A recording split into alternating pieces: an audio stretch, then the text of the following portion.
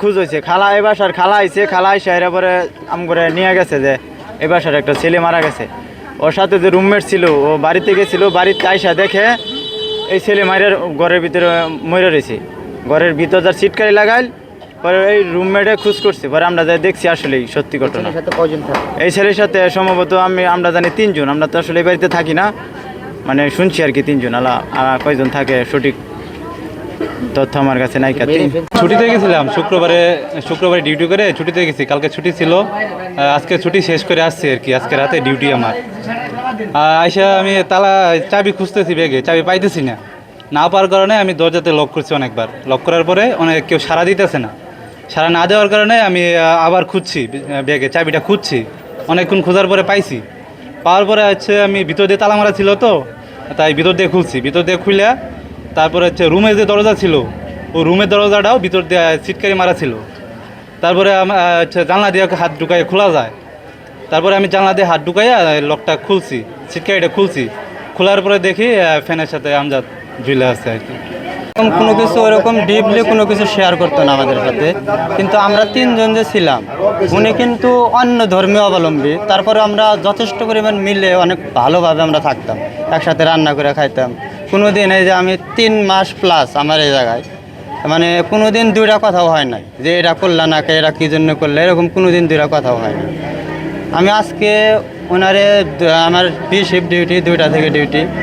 আমি যখন একটাই রুম থেকে বের হই, 2টায় ডিউটি, আমি মানে একবারে রেডি হয়ে বের হয়েছি, নামাজ পড়ে তারপরে ডিউটিতে যাবো মসজিদ থেকে। তা আমি ওই জন্যেই 1:05-7-এর দিকে বের হয়েছি রুম থেকে। বেরোর পরে ও নাইট ডিউটি করে আসছে। শিফট ডিউটি ছিল, ডিউটি করে এসে আমি সে রেখে ঘুমাইছি। ও 6টায় হয়তো এসে ঘুমাইছে, ওর সাথে আমার কথাও হয় নাই। ও এসে ঘুমাইছে। আমি 1টার সময় ও দেখি যে ঘুমাইতেছে। আমি পরে মানে ডিউটির উদ্দেশ্যে, দরজাটা গ্রিল সিস্টেম তো, বাইরে থেকেও লক করা যায়, লক করলে খোলা যায়, ভিতর থেকে দিলেও খোলা যায়, মানে বাইরের বেলকুনির ওইটা। পরে বেলকুনিতে আমি লক করে, ও ঘুমাইতেছে, নাইট করে আসছে, ওরা ডিস্টার্ব করিনি। পরে আমি নামাজ পড়ে আমি আর বাসায়ও আসিনি, আমি ডিউটিতে চলে গেছি। পরে আমাকে যে রুমমেট বাড়ি থেকে আসছে, বাড়ি গেছিলো ছুটিতে, বাড়ি থেকে আসার পরে আমার ফোন দিয়ে বলতে বাসায় আসেন, ঝামেলা হয়েছে। যে তাদের এক কলিগ বাসাতে মানে ছুটিতে বাড়িতে গেছিলো, বাড়ি থেকে আসার পরে রুম তাদের যখন তালা খুললে ভিতরে ঢুকছে, তখন এই অবস্থা।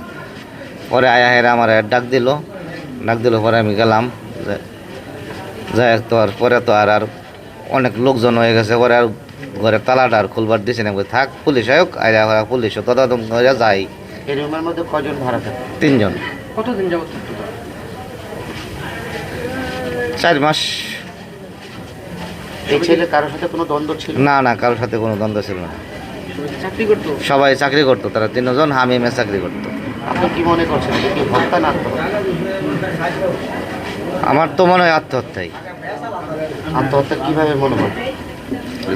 ফাঁসটা না যেহেতু মরছে, কারণ অন্য কেউ ছিল না। ভিতর দিয়ে তালা লক করা, বাইরে তালা মারা।